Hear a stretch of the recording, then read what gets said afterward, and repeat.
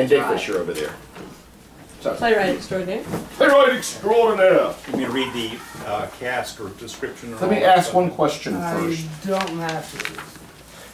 Is there anything you'd like us to know before we read this? Like the actors to know, like us to know? Without explaining the whole entire For the thing. women, have a very, almost kind of Godfather mob feel. The women have a Godfather mob feel, huh? Yes. Very nice. Like the gangster, or like the mall. Mob. Mob. But they're women, so are they like the gangster men, or are they He like wants them to be the gangster Godfather. women? Yeah, Okay. it's Al always Corleone just up, kind of yeah. envisioned as like Don set up Corleone. almost looking like the Godfather. Okay. Very cool. Which role am I reading? For Police Chief David. Police Chief David. Yes, Okay. Okay, ready?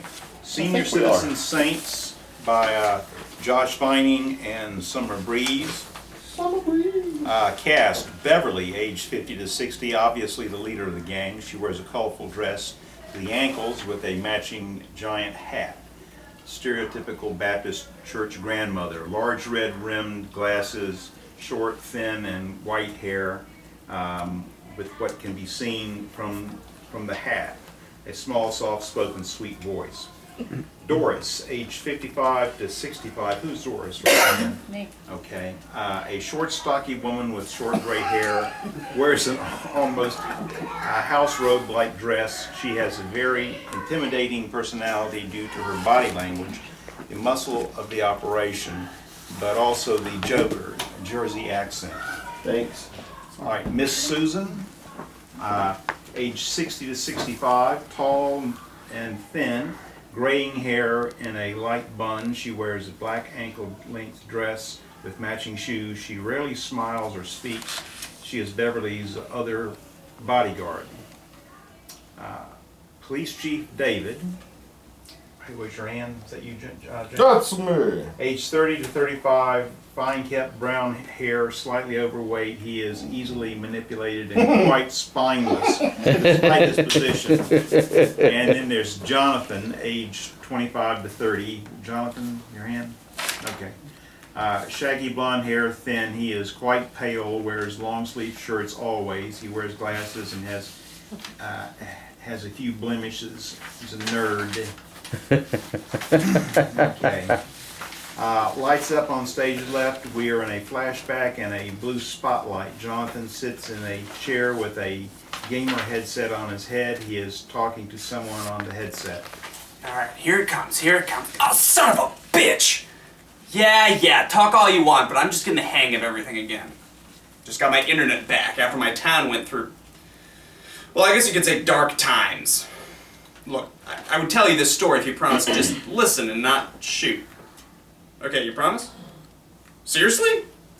How are you gonna lie to that? How are you gonna lie like that? Good, okay. Now here's the story. Right after this headshot! Alright, you win. My bad. So here we go. The story of the dark times. You see, it all started when these handful of old women got out of the nursing home. Lights turn off and then back on full stage. We see a desk with a lamp and a book on it. Beside the desk sits Beverly with Miss Susan standing at her side. Standing by the room door is Doris. There is a knock on the door. Doris opens it, looks out, and turns around to the ladies. It's a copper boss. What should I do? Beverly looks from under her hat and motions for her to open the door. Police Chief David enters and crosses the desk. Now, Miss Beverly, you and I need to talk. I heard reports all around town of an uprising of the members of your sewing circle. We have even seen a few of them shooting kids out of parks around us. Putting pocket Bibles inside of adult DVDs at the video store. And even kidnapping people from the nursing home. Liberating. Anytime we ever get one to talk to us, they just give us your name. So tell me just what the hell is going on in my town. Well, I have certainly missed you in church on Sunday, David. Now I want you to think long and hard if you have thought long and hard about the important things in life. You aren't going to penalize an old woman for doing the work of the Lord, are you? Preparing people for his rapture? I've known you practically all your life. You've helped raise, even helped raise you in Sunday school. Such chubby cheeks you had, and a fire for the Lord. Have you lost your passion for the kingdom? No, ma'am. But there are serious allegations here. Unfortunately, you are the one being brought up behind it. Well, fine. Just let the kids stay in the park till dark when the perverts come out. Pornography. Well, that is just the work of the devil. And how dare you say bringing back my church congregation back is an act of kidnapping? Your grandmother would be heartbroken. I'm not saying that wanting your church family is wrong, but I cannot have you taking people's loved ones. The ones locked away.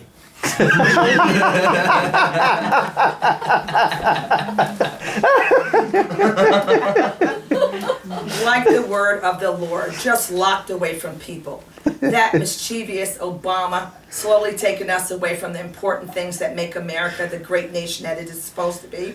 God's third home after his home of heaven, and Israel, of course. Amen. Whatever your beliefs are, it still doesn't give you the right to enforce the community. You can leave that to me and my station. Everyone is fit enough for the army of the Lord. Isn't that what you always wanted, David, to be a soldier? The army wouldn't take you, though, would they? Who told you that? We'll take you. David, the Lord will take you. Can I count on seeing you in church on Sunday? David ponders this question for a moment before looking up and with a smile begins to speak again. Yes. Yes, ma'am. I won't let you down. Oh, wonderful. We are having a potluck afterwards, so be sure to bring an empty stomach. Doris is bringing collard greens, Miss Susan her mashed potatoes, and you know I'll be slinging my famous ham. Doris grabs David by the shoulder and leads him out of the room. God bless. Lights black out, then spotlight stage left, back on Jonathan. Just like that, our town began changing. Once they won the police chief over, anything was possible. I was able to stay out of the reign of chaos until about 3 months into it all. That's when I had to meet them face to face. Blackout, full lights come back on. We see grannies back in their places as we hear a knock at the door. Doris opens it and Jonathan enters holding a pie which he hands over. Doris sniffs it and then looks over to the ladies before nodding him with approval. Well, if it isn't little Jonathan. We've been missing you at church lately. Seems even when we put him everywhere in this town that some people still don't have time for the Lord. And such a shame, too. You were always so cute in the children's choir, but now you're a child of the world. What do you want of me? Look, I don't know how you've done it, but this town is completely cut off from the outside world. All the roads are blocked off by police cars. The senior citizens bus constantly patrols the suburbs. Now you've destroyed the cell phone tower and cut television except for the Christian network. At first I could deal with this, but now you ladies have gone too far. I can't play my Xbox anymore because the internet is out. Are you too good for the elements of entertainment the Lord has given us? Time to sing his praises and keep our minds pure and constant vigilance for the kingdom? The end times are on us, my boy. Obama may have taken most of this country, but only the Lord can have my town. People can't leave town, play video games, email, or even call their families. We are all connected through his word. Besides, do we want to live our lives through that impersonal, confounded website? What is it again? Facebook. Face place. Friends something or other. Facebook. Face page, that's it. That dang face page, a place for people to go to hell. And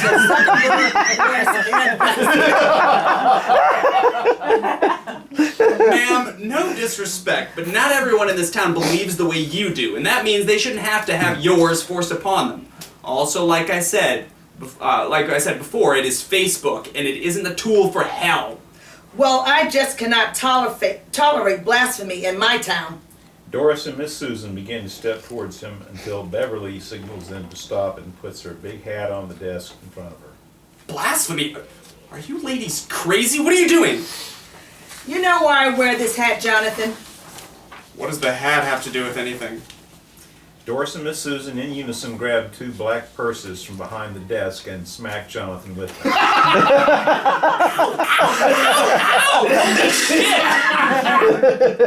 Answer the question, please, or would you like to spend some time with my black widows and their handbags all alone? So let's try again. Do you know why I wear this hat? No, ma'am. Because when I have it, people can look at me and see that I love the Lord. They can see his light come off me, reflecting in the colors. When I look at you, I do not see any light filled with colors. I only see darkness. Doris and Miss Susan hit him again. I'm trying to fill this town with the light, boy, and I can't have any dark spaces in it. However, there is a wonderful old saying about this, aren't there, girls? What is done in the dark will be brought to the light. Doris and Miss Susan hit him once more as lights go out. War sirens are heard in the background. When they come back up, when lights come back up, all the ladies are in their original places except for Beverly, who is standing center stage. Ladies, it looks like we have reached a new peak in our fight for the kingdom. I am also sure that you have heard the news that they are sending the National Guard here today. I don't know how long the police and our street saints can last, but I know we have fought a glorious battle. I can't speak for anyone but myself, but I am proud and will not go down without a fight. We have held out the secular ways of the world from our town for 6 months now. This can't be the end. The Lord would be proud of what we have done. Church attendance was at a record high after we took all the food there. I got rid of all the technology. Yes, we have taken this town into the light, and of course those liberals want to stop it. They want to put us back in those homes and make us crochet in silence until we die. That isn't my fate. Is it yours, sisters? Not I. Not I. Jonathan enters looking exhausted and worn down. He has become scruffy. I told you that you wouldn't win, Miss Beverly. The National Guard will be here any minute. You might as well surrender now and let everyone return to their normal lives. Oh, my dear child, have you forgotten that the Lord has promised to watch over his flock? Yea, though I walk through the valley of the shadow of death, I fear no evil. For thou art with me. Thy rod and thy staff, they guide me. Jesus, will you stop doing that? Do not take the Lord's name in vain. Ladies, no matter what happens, I want you to be proud of what you have done. We will be welcomed into the kingdom as heroes. I only wish that we would say the same for this boy and the other sinners of the world. Suddenly we hear Police Chief David over the loudspeaker from offstage. Okay now, Beverly, it all has to come to an end. The guard has arrived, and we can no longer help you in this charade. You know we can't do that. We are called to fight for the kingdom. We're supposed to be fishers of men. Look, I know you weren't happy with the activity time at the nursing home. This has gone on long enough. People are starving and have been cut off from the outside world for 6 months now. This has nothing to do with being put in that awful place. This is about... It Oh, isn't sorry. just the activity times, it's the food. I'm so tired of the same lime jello every day with every meal. It's disgusting. I mean, there are so many more flavors out there, cherry or even strawberry. They even have a thing called Berry Blast. Now, I'm not sure what that is, but it does sound fun. Girls, Whatever it takes, we can get it for you, I promise. How does a different Jello every day sound? Go on. And another 30 minutes for bingo? Make it 45. Deal! Doris and Susan look at each other with delight as they make their way to the door. girls, are you going to let them pull you in with the tools of the red one from below? They turn around and look at Beverly. I'm sorry, Beverly, but I can't do this anymore. All I wanted was to be able to make a few changes in the way things were running the house. I miss the touch of Freddie. Boy, his wrinkly hands know how to make a woman feel. Susan, I do not wish to hear about your sins of the flesh. As for you, Doris, fine. Just go on. I can go through the kingdom of heaven alone. Sorry, Beverly. They walk off stage. Come on now, Miss Beverly. It's over. Let's go back home. Don't you get it, son? I don't have a home or a family. My family stuck me in the home and moved away. They just forgot about me. Do you think it was because you were just a little too much to handle at times? Let's see. Oh, sorry. You better hold your tongue, boy. Hey, I didn't mean any harm by it. You just aren't a typical old lady. Old? I didn't mean it in the sense of getting old as being a bad thing. I just mean you're a bit livelier than anyone else your age I've met. That's because I'm not old. I'm young in spirit. My body just has a few more miles than you, boy. Look at me now, though. Even my ladies have abandoned me. What would you say if I were to visit you every other day for an hour or two? Would you end this then? There's no way you're going to be able to take down the National Guard by yourself, and then you don't have to be alone. How do I know I can trust you? How do I know you aren't just saying that to get me back in that place and leave me to die? Because you'd be doing the right thing, and like you said before, we're all God's children, and I've always wanted an older sister. They embrace an exit. The lights go out and then come back up on Jonathan back in his living room with his aunt on his headset. So that's the story of the ladies we call the senior citizen saints. Luckily, though, everything's gone back to normal now, and we don't have to deal with any more radical religious nuts around here. I think things will stay that way. Yeah? The doorbell rings. Yeah, I'm busy, but it's unlocked. Just come on in. Door opens and Beverly, looking panicked and out of breath. Miss Beverly, what are you doing back out of the home? Johnny, my dear boy, they're coming. Who is? Beverly pulls a black book out of her bag and holds it up, horrified. The Mormons. So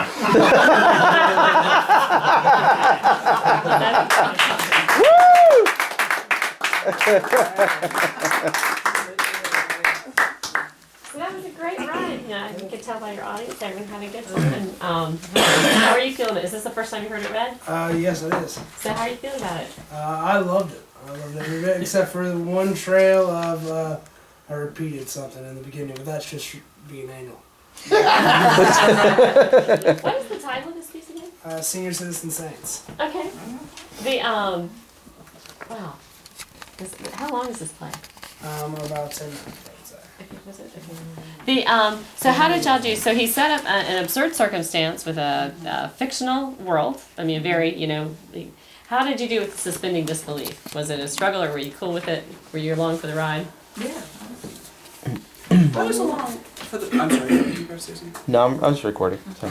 I was along for the ride, except I felt like the character that I struggled with a little bit in terms of belief was the police chief. Yeah. Because, even in the imaginary circumstances, I imagine he'd be in trouble that he sided with the old lady, renegades, and then he quickly turns to join the National Guard. And so I guess, in the circumstances, I'd still like to know, how is he going to manage to get out of this without serious consequences? It almost seems like once he's committed to helping out the old ladies, he should go down with them, unless they've offered in some deal or something. So, and so what was going through my head with that, because of that, was I was looking for correlations in our perceptions of gangster life and cops and how they're bought and sold.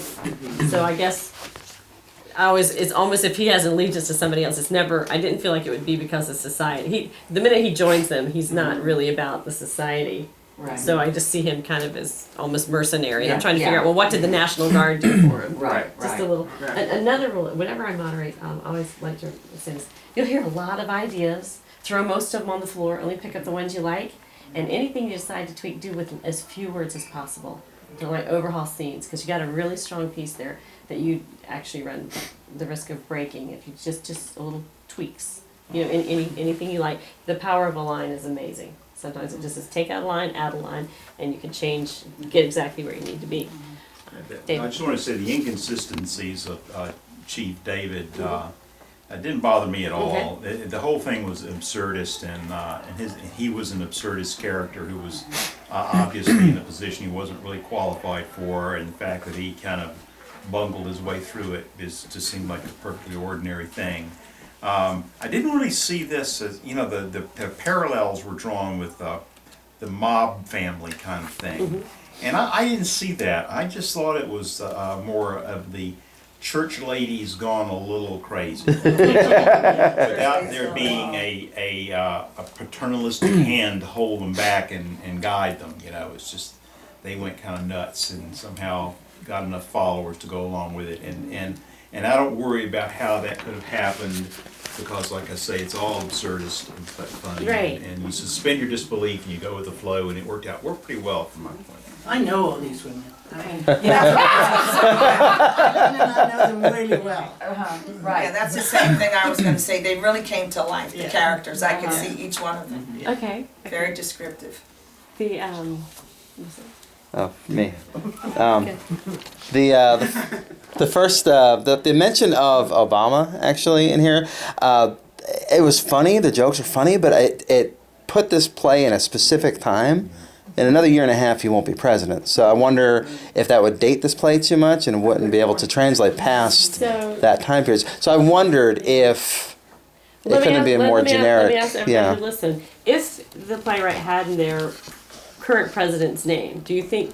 Because I thought of that. I thought, because my first thing, I always put up an alarm that, hey, did we just date our play? But I kind of felt like all of this was kind of timeless, that it could just be, because bureaucracy is bureaucracy. Right, It could just be, so that's just something, unless you're wanting to make a... I mean, Clinton and Bush jokes have lasted forever, so. Sure. Yeah. Yeah, but I think there's something that's kind of fun in the whole, it could...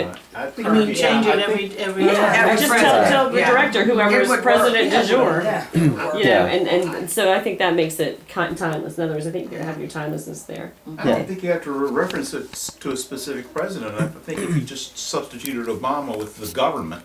Yeah. People are always complaining about the government. That monolithic thing that controls everything from But a hurricane. current president's name is always going to be fun. I mean, Obama, every time we heard it. Right. Oh yeah, no, it's funny. It's really funny. It's funny. I'm just thinking ahead 2, 3, 4 years from now. Right. Will it be Replace as it. funny then? I don't Right. know. But, So. and the reason that matters, you're probably thinking, well, why does it matter? It lasts forever. Is you're right. Clinton and Bush jokes are funny, but they are very specific to who they are. Right. Like I get a Monica Lewinsky joke. I'm gonna get a cigar joke. I'm gonna get certain jokes, and I'm gonna go back there. My age group will. Younger people won't. So I don't think you have that problem here. I don't think there's a thing Obama about it. I think it's just. And do y'all agree? I do. Yeah, although I feel like with the specific president's name, I mean, you could have, who knows? I mean, you could have a very, very conservative president. Oh, I was where it gonna would say, make this would be sense. funny if years from now, it was, even if it said Bob Dole, anything, the president didn't happen. It's just fun. So you're saying it'd be funny if it was a very conservative president and she's still saying that this president That he's not is taking conservative over. enough. Still Yeah. about this lady's life Because conservative. people hate their presidents and they blame them for everything. Oh, yeah. That's how I heard that. Oh, it was originally written to be like where it can be interchangeable. Yeah. I was just. That's good. And I just want to be clear. I thought it was hilarious. My concern is just the timelessness of it. What does that date it too much? Really? Yeah, absolutely. There are a lot of funny stuff. Did you feel like it stayed fresh enough throughout it? Okay. I wanted a story, I'm old fashioned. I wanted a story about a man or somebody, one of the characters pursuing something and going, overcoming some obstacles to achieve that. And this was more, it was like I was hearing about the world and the characters, and it was all really fun and it was all cool. I didn't really hear like a progression of a story per se, other than the bigger picture of, what was going on that we didn't really get into in this 10 minutes. So what is the conflict in this play? They keep beating on the poor man. Beverly's trying to bring everyone, or those that she comes into contact with, to the Lord. She's the religious fanatic of the group, if you will. Do you think It's it's Beverly's generational play? too. Do you Excuse think me? it's Beverly's play? I would say, okay, this is an interesting question.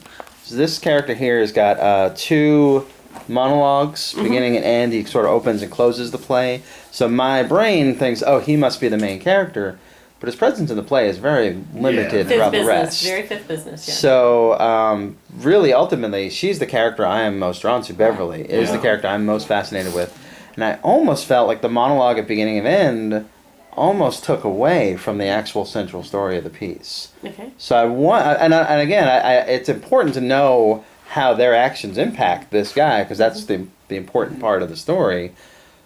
But I wonder if there's a way to do This that. is good. So for this conversation, let's go with this Beverly story. So she's the one that has the conflict or the need. We're kind of opened up with where she has everything. Does she need to get the chief of police? Is that a need? Didn't seem like. Okay, so that's something I think you need to make. I think it would be helpful to make that buying him off or getting him in. It has to be important to her. Do you know what I mean? You can see what happens because of it in the next scene, just in dialogue. Because she does mention that now, Jonathan mentions that there's police cars blocking the road and they're driving, patrolling Yeah, the streets. yeah, we get that, but there needs, so there's this great question in playwriting that's very often that we get asked, where's the danger? And as your play should always open with a little bit of danger. He's coming to her house.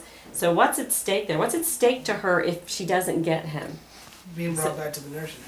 Okay, did everybody get that? I got yeah, I got that. Okay. I mean, maybe what it could be is that it doesn't ever seem like she's in doubt about getting what she wants, and so maybe there'd be more tension if she had to struggle more. I mean, if it really is her story, then maybe there should be more of Obstacles. Yeah, we shouldn't be sure she's gonna get it. Yeah. Or she has to be craftier Yeah. at getting it. We need to, yeah. I'd be curious, that when she's recruiting, like what was it like? Like I kind of picture her going around the nursing home, like trying to build up her force, and that could be some interesting stuff, because that's where she hasn't gotten the momentum yet, and there's really That's a good point. And Dave, you do directing sometimes, right?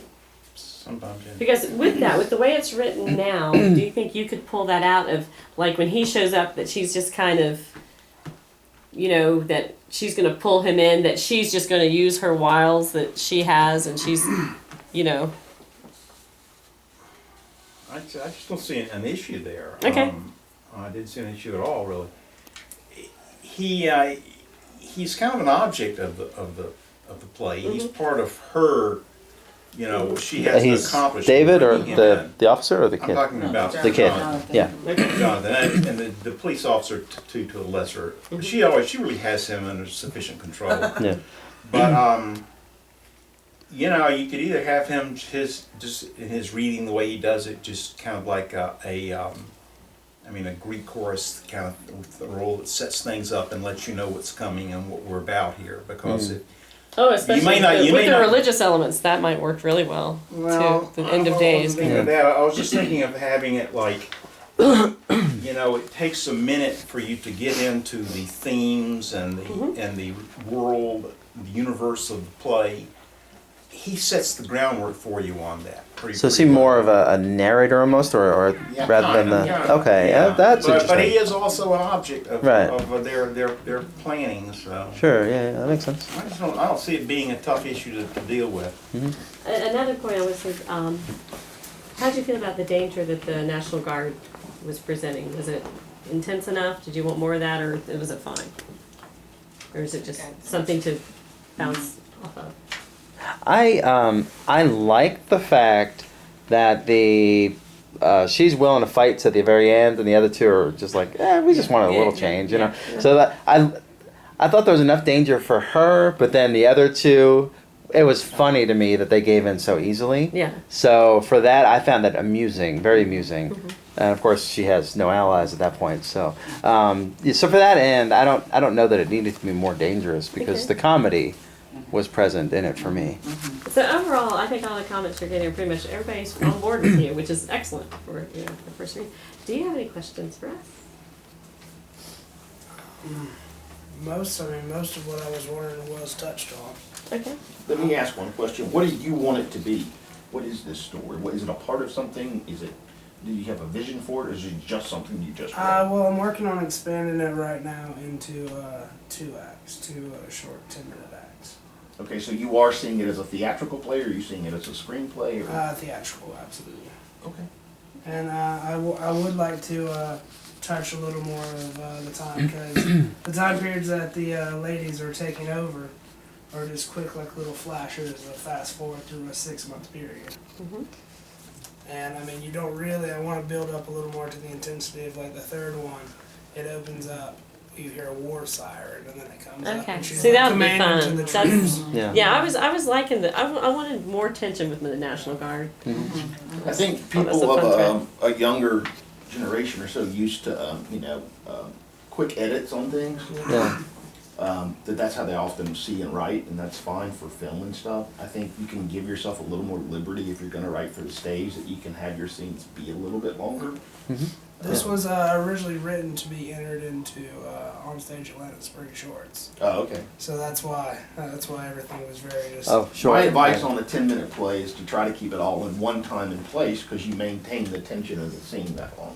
When you start dividing it up, you start getting really, you start letting the air out of the balloon. Yeah, even the thing where the lights go down and then come back up somewhere else, even that is a little tough to do in a 10-minute play, especially if you're doing it over and over. Every time you do that, your audience checks out. Yep. You give They, permission. they, for they them to remember go who they are. Oh, and then the they scene have- changes? Yeah. Yeah, when the scene changes, yeah.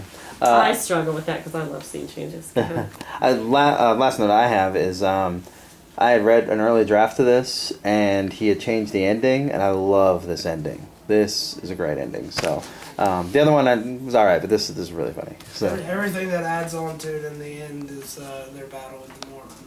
Oh, that ending was like, yeah. Poor Mormons. I know. They're the bad beat rap, aren't they? Well, Debbie just acted in a play at Lionheart not long ago about four old Yeah. ladies trying to break out of a nursing Breaking home. out of So a it was nursing Oh, funny. So you're getting typecast Oh, in I this. just- This Yeah. reminded me of that. Yeah, it did. It reminded me of that too. It's like the next story. Yeah. actually, I mean, these are actually pretty decent companion pieces. We got religion and we got, geriatrics.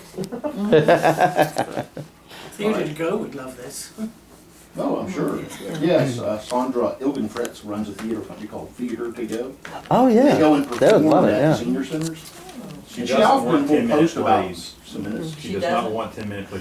This could easily be. Well, that is She true. wants one act. She wants the longer Yeah. pieces. He Yeah. wants to make it into Dan can give you info on it. Sure. All right, getting back to scripts.